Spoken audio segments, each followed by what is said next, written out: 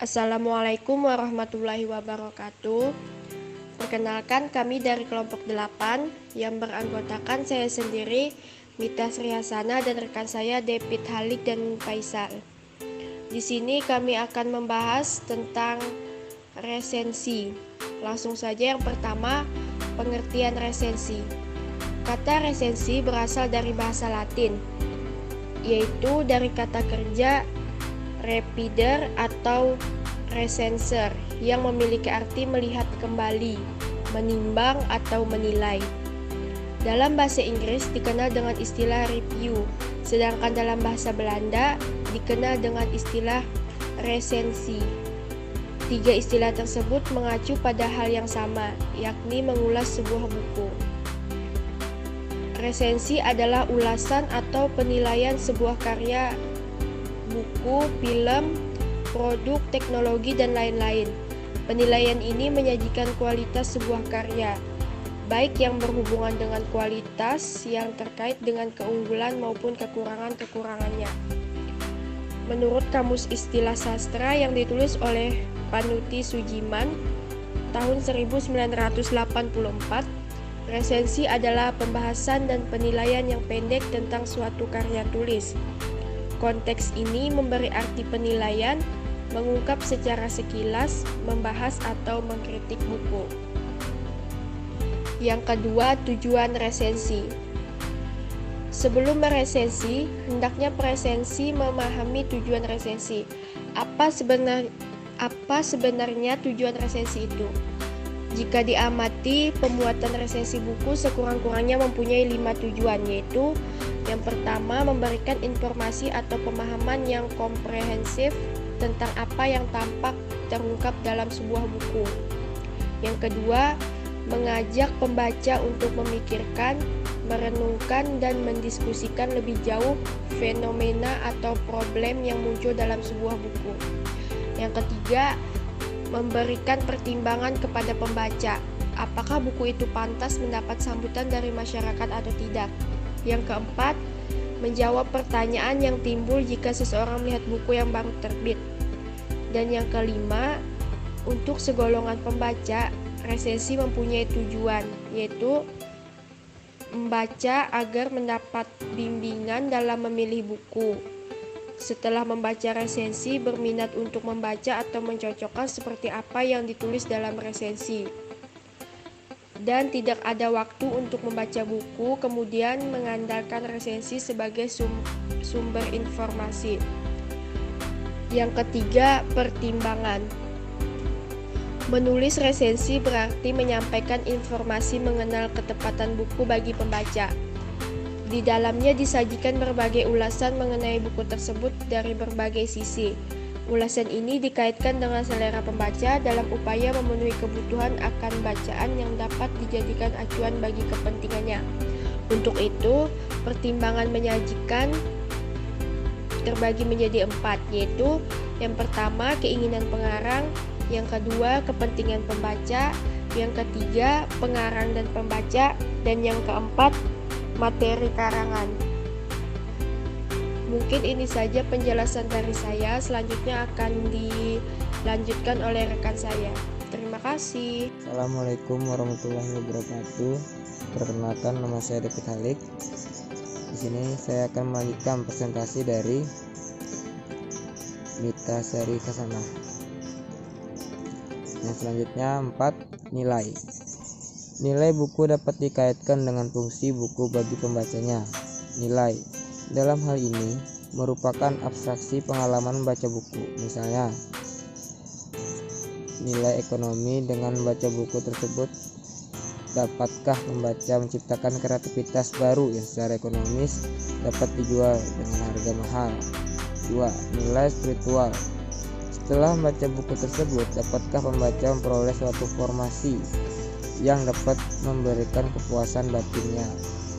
Yang ketiga, nilai pendidikan. Setelah membaca buku tersebut, dapat membaca memperoleh keterampilan tertentu. 4. Nilai profesi.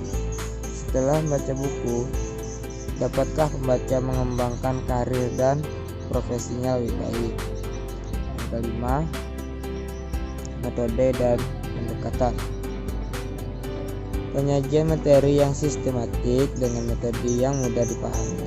Misalnya, urutan penyajian konsep, kasus, aplikasi, kreativitas, dan evaluasi merupakan cara metode yang mudah dipahami sehingga menambah daya tarik bagi pembacanya.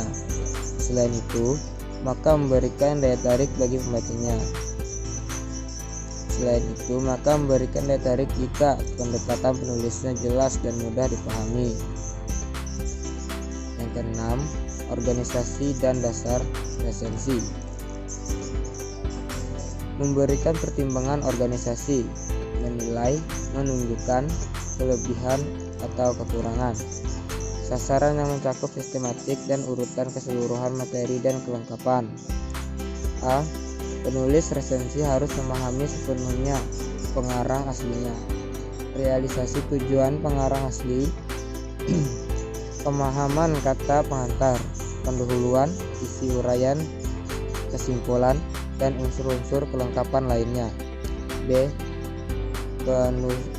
Penulis resensi harus menyadari sepenuhnya maksud menulis resensi. Kualitas pembaca. Mengetahui pembaca mengenai pokok persoalan naskah asli. Kewajiban penulis resensi.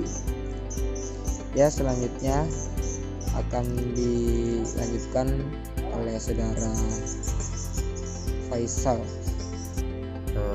Poin ketujuh, sasaran resensi bagi pembaca.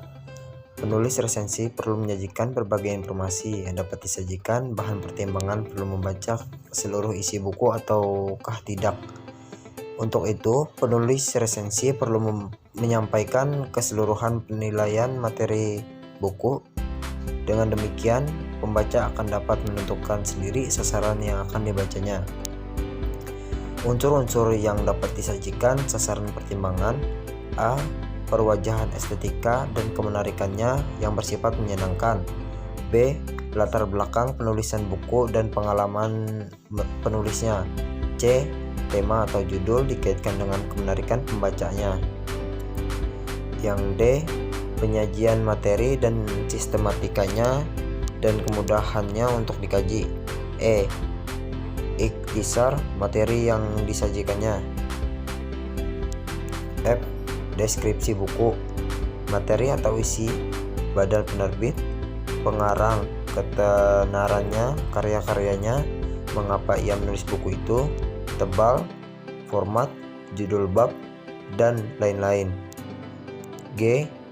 Jenis buku yang diresensikan, buku teori, pendidikan, atau petunjuk praktis. H. Keunggulan buku, organisasinya, kualitas, bahasa, bobot ilmiah. Yang I. Segi teknik mencakup kualitas penerbitan, pencetakan, dan kertas. Yang J. Keunggulan buku ditinjau dari segi, misalnya kelengkapan isi, bobot ilmiah, dan fungsi pengembangan ilmu. Poin ke-8, jenis buku. Resensi perlu menyebutkan jenis buku. Hal ini dimaksudkan untuk memberikan informasi yang perlu dipertimbangkan oleh pembaca agar tidak salah dalam menentukan pilihan buku yang hendak dibacanya. Misalnya, 1. Buku teori menyajikan informasi teori suatu kajian, misalnya teori gravitasi, teori evolusi manusia, dan teori serat optik. Yang kedua, buku pendidikan menyajikan teori yang mendasari pengetahuan tertentu dan menyajikan pelatihan keterampilan. Yang ketiga, buku hiburan menyajikan cerita sebagai hiburan yang dapat dinikmati pembaca. Tujuan buku ini memberikan kesenangan. Oleh karena itu, sajian materi menekankan keindahan suatu objek. Yang keempat, buku ilmu pengetahuan umum menyajikan berbagai informasi pengetahuan, baik yang berkembang pada masa lampau, sekarang, dan kemungkinan yang akan datang terkait dengan bidang kajian tertentu. Terima kasih.